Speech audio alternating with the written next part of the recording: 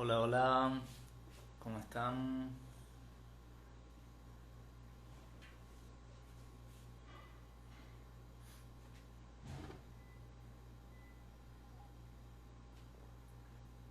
Hola, hola Martín, ¿cómo estás? ¿Todo bien? Vamos a esperar a que se vaya sumando un poquito más de gente. Ahí está entrando. Muy bien. ¿Cómo andan? ¿Cómo vienen llevando la cuarentena en el día 320.000? Bueno, espero que bien. Para los que ya vienen viendo esta serie de Histories, eh, hola Juli, ya saben de que vengo hablando de diversos temas. Vengo hablando de mirar la casa interna, de establecer el orden. Hola Agus, hola mamá.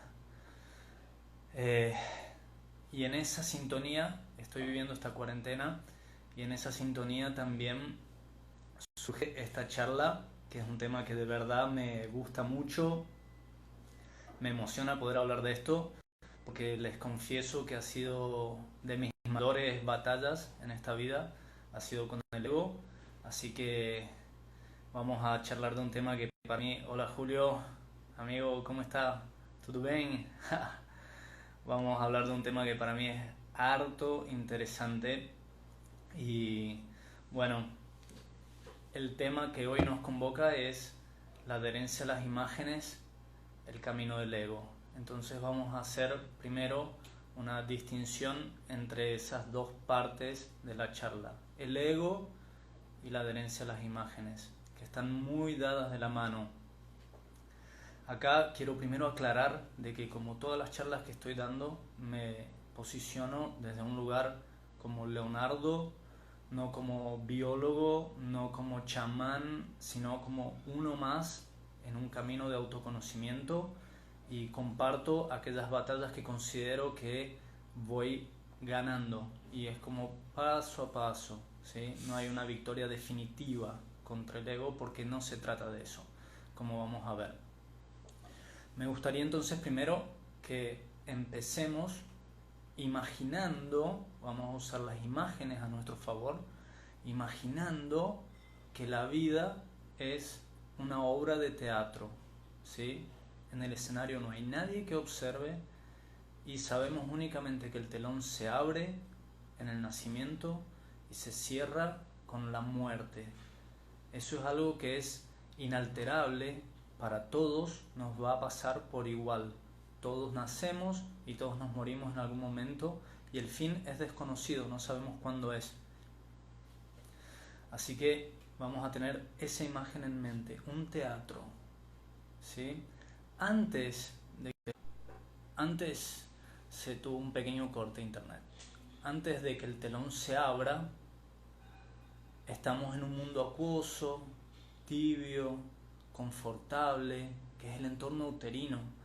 Todas nuestras necesidades están satisfechas a través del cordón umbilical que nos conecta directamente con la matriz generadora de nuestro universo, de todo lo que conocemos.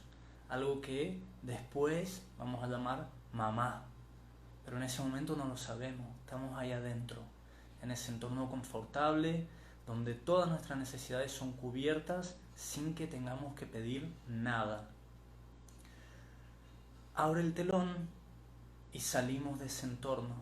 Nos sacan algunos, otros nacen naturalmente, pero imagínense lo que es a ese bebé que estaba ahí confortable de repente empezar a sentir contracciones, empezar a atravesar una cavidad desconocida, salir, encontrarse en un entorno aéreo, te sacan todas esas cosas que te cubren que vos no sabes lo que es, te cortan el cordón umbilical y ahí estás dando tu bienvenida a la vida. Un evento traumático, la primera experiencia de separación, es decir, yo soy algo diferente al todo. Ese es el primer acto. Recién abrió el telón. Se podría decir que nos largan como un animalito a un campo de batalla del cual no conocemos y no tenemos habilidades. no tenemos pensamiento lógico, no tenemos un diálogo interno, ¿sí? Eso cuando somos bebés. Imagínense lo complicado que es llegar a la vida. Bien, ahí empieza. Entonces, de repente, a muchos de nosotros seguramente el nombre ya lo habían elegido antes, pero a mí, por ejemplo, me pusieron Leonardo y de repente era Leonardo, Leito, Leito, y yo en algún momento debo haber espabilado y debo haber dicho, che, cuando dicen Leito me están hablando a mí. Y ahí empezamos a reaccionar como un perrito que lo llaman por su nombre y no tenemos un lenguaje para pedir nada de lo que necesitamos, solo el llanto, una miradita que las madres quizás sientan identificadas con esto, van desarrollando una especie de conexión con el niño, ¿sí? Donde una mirada habla, donde un gesto habla, el tipo de llanto, el tipo de movimiento, pero básicamente el lenguaje es muy rudimentario. Así venimos, esos son los primeros actos. Luego empezamos a desarrollar algo de lenguaje y empezamos a poder decir palabras fundamentales que las vamos a repetir muchísimo durante toda nuestra vida, que es papá y mamá. Empezamos a relacionarnos con el arquetipo de lo paterno y lo materno, papá y mamá o quien sea que haya estado ocupando ese rol, esa función. Lo vamos a repetir. Y papá y mamá para el niño no es algo diferente al yo. Papá y mamá son en función de mí. Después de años, yo vengo a entender que mi mamá, Estrellita, es un ser humano diferente a Leonardo. Y mi papá, Rolando, es un ser humano diferente a Leonardo. También brindan sus batallas, también tienen su ego, también tienen sus errores. Y te quiero mucho, ma, te quiero mucho, pa, pero todos los tenemos. Es así. Pero el niño no lo entiende. Todo se configura en relación a papá y mamá, en esa relación. Luego avanzamos un poquitito más, ya empezamos a tener un pensamiento, un diálogo interno que está directamente vinculado a esos arquetipos paternos y maternos. ¿Por qué? Porque es lo que conocemos, es el universo conocido para nosotros. Después socialmente empezamos a ir a la escuelita, ahí empieza a haber más información que va entrando. Empezamos algunos a ir a la iglesia, no fue mi caso. Empezamos a tener una vida social. Entonces se podría decir, imagínense en esa pieza de teatro, que el niñito tiene una mochilita y tiene un kit de supervivencia dentro que se llama ego. El ego es lo que nos va a diferenciar, nos va a proteger. Y lo vamos formando en este diálogo que tenemos con el entorno, ¿sí? Por ejemplo, mi ego fue, al principio cuando era niño, era muy miedoso. Yo tenía miedo a todo, básicamente. Le tenía miedo a la muerte, le tenía miedo a que me abandonaran, le tenía miedo a la enfermedad, tenía miedo a todo. Y entonces mi ego se agarró de eso y dijo, ok, esto me sirve para defenderme, porque el miedo no deja de ser una herramienta de defensa. Uno teme ante una amenaza y el miedo te pone a hacer alguna actuación para sobrellevar esa amenaza, que muchas veces es evitar vivir ciertas cosas, ¿sí? Y por otro lado, también se iba conformando en mí una estructura sumamente racional. Para no sufrir, para no sentir emociones negativas, racionalizaba. No sé si alguno se siente identificado con esto que digo, pero el ego de cada uno es un mundo aparte, es una herramienta tan sofisticada que se personaliza y se adapta a cada quien. Así, hasta los 7 años vamos desarrollando esa estructura que llamamos ego. Y eso se fija de alguna manera y brinda un punto de vista, una forma de ver la realidad. Nosotros creemos que somos ese ego. Y ahí entra... Saludo a todos los que están entrando. De paso, entra la adherencia a las imágenes, ¿sí? Nosotros imaginamos que somos de tal manera porque son las verdades que nos hemos repetido. Entonces, para sostener ese nivel de coherencia, nos adaptamos a eso. Es como estar dentro de una cárcel que puede ser más o menos cómoda, más o menos confortable, pero es una cárcel. Nos enmarca. Yo, Leonardo, que soy bueno, que le tengo miedo a las alturas, que soy sumamente racional, ¿sí? Una cárcel. Cada quien conocerá la suya, pero el tema es que nos identificamos y nos adherimos a esa imagen.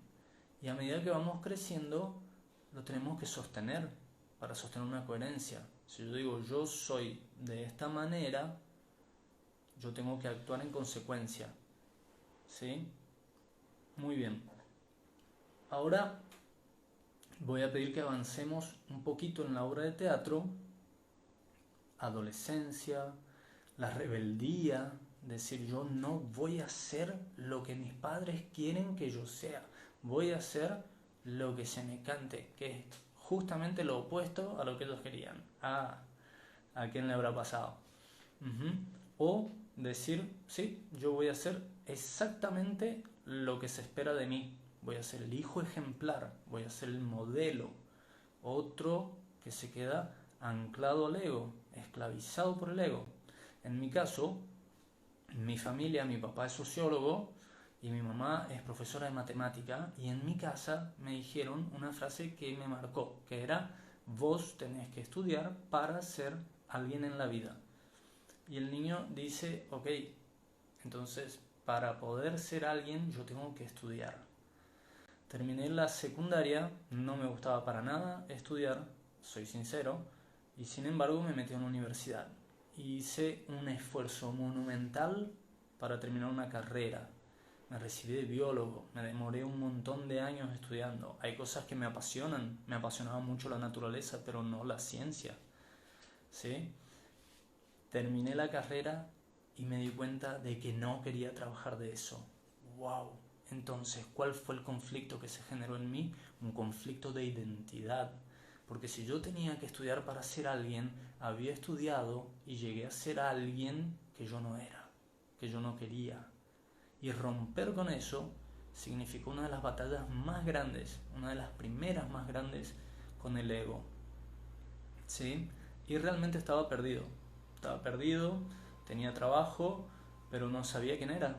No sabía reconocerme, porque yo había hecho todo para ser alguien y de repente no era nadie, o era infeliz con eso que había generado. Y ahí aparece uno de los eventos para mí más relevantes en lo que fue este entendimiento de la adherencia a las imágenes y del ego, que fue haber conocido a un chamán amigo mío de Mendoza, que no voy a decir el nombre para mantener su anonimato, sé que no le gusta estas cosas de redes sociales, y lo conocí. Y yo iba con mi miedo y mi sistema racional por delante. Había fallecido un amigo mío hace unos años, se había quitado la vida, y yo tenía miedo porque lo asociaba con la ayahuasca. Él había empezado a tomar ayahuasca y yo dije, wow, ayahuasca igual muerte, yo no quiero morir. Entonces tenía ese miedo. Y este chamán justamente me decía, esto te va a hacer bien, esto te va a ayudar. Y yo le decía, no, gracias, yo vengo solo a dietar otras plantas, a hacer un camino de desparasitación. Estuve un año yendo cada 15 días a tomar té de tabaco, que es para mí la planta maestra que me enseñó a soltar un poco el ego. Y de ese año iba y me sentía aliviado, me sentía mucho mejor, me duraba unos días y volvía al mismo esquema, porque el ego es muy resistente, estamos tan pegaditos que decimos yo soy esto, entonces volver a ser lo que soy es volver a adherirme a mi ego. Y hice una iniciación en tabaco, que fue un mes, tomar todos los fines de semana una toma grande de tabaco y una planta espiritual que lo acompañaba. Fui haciendo eso, me sentía cada vez más liviano, era como más persistente el bienestar, una soltura mental, no había tanta estructura, no había tanta rigidez mental. Y en la última toma, que nos fuimos a un río y nos dieron una botellita de medio litro de tabaco, una porción de tabaco para mascar y comer, un mapacho, que es un cigarro de tabaco negro para rezar, y rapé. Y nos dejaron solos al lado de un río. Agüita y tabaco, agüita y tabaco. Mientras iba haciendo esa limpieza, aliviaba tanto, vomitaba tanto, que yo decía, no tengo más nada que sacar. no tengo más nada que sacar, no tengo fuerzas. Y en un momento terminé cabeceando entre una jarilla y ahí me quedé temblando de frío, chuchos de frío y resistiendo, no sé qué resistía. Pero en un momento se produjo un vacío en mi mente donde no hubo más pensamientos y empecé a sentir el río que pasaba cerca y yo era el río. Empecé a sentir el viento que rozaba mi piel y yo era el viento. Sentí el solcito que me pegaba y no sé cuánto tiempo me habré quedado ahí, perdí la noción del tiempo. Sé que en un momento una voz muy, muy amorosa me dijo: Leo, volvé. Y ahí abrí los ojos y estaba solo, se había ido todo el mundo. Y yo dije: ¿qué pasó acá? Agarré mis cosas, tranquilito, y me volví. Mi amigo chamán me dice: ¿cómo te fue, hermanito? Y yo le digo: creí que me moría. Y él me dice: ¿qué parte de vos moría? Me dice: porque vos ya moriste hace rato. Y le digo: no sé, no tengo ni idea, dame una luz. Y él me dice: murió tu adherencia a las imágenes. En ese momento yo no era ni biólogo, no tenía que ser inteligente, no tenía que ser un buen hijo, un buen hermano, un buen estudiante, no tenía que ser nada, era yo. Y era solo lo que era, eso, ahí, quietito, en silencio, conectado con todo. Fue un evento único en mi vida y el hecho de que se haya mantenido en el tiempo fue lo suficiente como para reconocerlo, para reconocer y decir cuántas cosas he creído que soy y en verdad me estaba poniendo en una jaula, estaba cargando una mochila pesadísima para cumplir con expectativas de quién, además, porque el único juez sos vos en tu vida, el único juez interno sos vos. Y yo no digo que ustedes que me están escuchando tengan que hacer el mismo camino que hice yo, no, al contrario, yo creo que hay gente que lo puede lograr con meditación, con yoga, con alguna actividad física, desconectarse de la adherencia a las imágenes. Porque al final del día yo no soy ni biólogo, ni soy un buen hijo, no soy nada, soy Leonardo que se va a dormir, ¿sí? Y así andamos un poco más livianitos, andamos con menos carga. Y eso no es que murió el ego, no, porque ni siquiera es lo que se busca. No buscamos matar al ego, sería ilógico, incoherente, ¿sí? Lo que buscamos en este camino es reconocerlo, verlo, darle luz, ¿sí? Lo reconocemos, identificamos lo que es nuestro ego y decimos: ok, yo tengo un ego, pero yo no soy mi ego, yo no soy todo esto que pienso acerca de mí. Menos mal, menos mal. Muy bien. Después de ese momento surgió una versión, el 2.0 del ego, que quizás algunos también que vienen en un camino espiritual quizás lo experimenten, que es el ego espiritual. De repente yo no ego, todo liviano, todo bonito, y de repente ves a alguien y lo juzgás, lo criticás, pensás que esa persona debería seguir el mismo camino que vos, o que el camino que el otro hace es errado o podría ser mejorable. ¿En función de qué? De una comparación con tu ego, ¿sí? Y el ego espiritual es uno de los más sofisticados a mi punto de vista, porque se disimula, se camufla, te hace pensar que sos muy, muy pro y andas juzgando a todo el mundo igual que alguien que no tiene un ego espiritual desarrollado. Así que ojito con eso y a reconocerlo si lo tenemos, a reconocer la mochilita que llevamos. ¿Y esto por qué? ¿Por qué es importante todo esto? En realidad hay gente que no reconoce que tiene un ego y vive toda la vida así, atado a sus estructuras. Yo soy esto, y yo me diferencio de esto otro, y me diferencio de esto otro, y me peleo con medio mundo, y está todo bien, viven así, se cerró el telón, se terminó la obra de teatro, y adiós. Pero yo creo que si ustedes están hoy conectados acá, escuchando esto, es porque quieren ser auténticos, porque hay una voz dentro nuestra que nos pide ser aquello que queremos ser.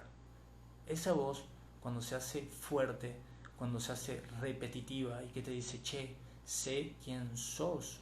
Es como pedirte, bueno, me saco todas estas protecciones, rompo la coraza, rompo mis máscaras y me presento al mundo auténtico, tal como soy. ¿Sí? Eso es reconocer el ego y desadherirse a las imágenes. Es animarse a ser uno mismo, es animarse a ir auténtico en la vida. Y esto, lejos de ser un camino más fácil, más suave, no, porque cuando vos sos auténtico, vos amás de verdad, vos sufrís de verdad y todo eso te llega a vos. Pero eso está perfecto, porque esas emociones están ahí por algo, para que las experimentes, para que sientas. Por eso están ahí. Entonces, no andemos con tanto reparo, con tanta protección, pues si no, imagínense, conoces a alguien desde tu ego, desde tu máscara protectora, y conoces a otra persona que está detrás de una máscara protectora también. Detrás de eso hay dos niños heridos, hay heridas que no fueron atendidas y están protegiéndose. Entonces no hay un encuentro auténtico, no puede haberlo, porque nos vemos desde las máscaras, ¿sí? Y así no sé, no podría decir que amo, quizás no, quizás creo que amo, porque no sé que amo la máscara de la otra persona, que es sumamente atractiva, o no, pero no puedo conocer al otro tal cual es. Entonces romper con esa máscara es un llamado a ser auténtico, es un llamado a hacerse cargo de lo que sentimos, ¿sí? Muy bien. Y ya como para ir redondeando, para ir cerrando un poquito, vamos a hablar de las imágenes y les voy a proponer una actividad, un acto de psicomagia que lo he pensado y se me ocurrió muy bonito.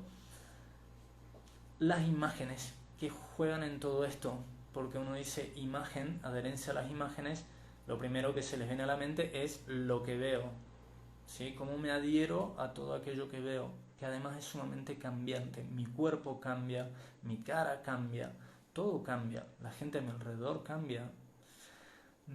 Eso es una parte, pero hay otra parte que es de la imaginación. Si yo digo yo soy de esta manera, mi mente automáticamente genera una imagen a través de la imaginación de lo que se espera de mí. Y yo, para ser coherente conmigo mismo, me mantengo aferrado a esa imagen y gasto un montón de energía sosteniendo una imagen. La imagen del hijo ejemplar, del rebelde, del mendigo emocional, de lo que sea. Estamos ahí sosteniendo una imagen, ¿sí?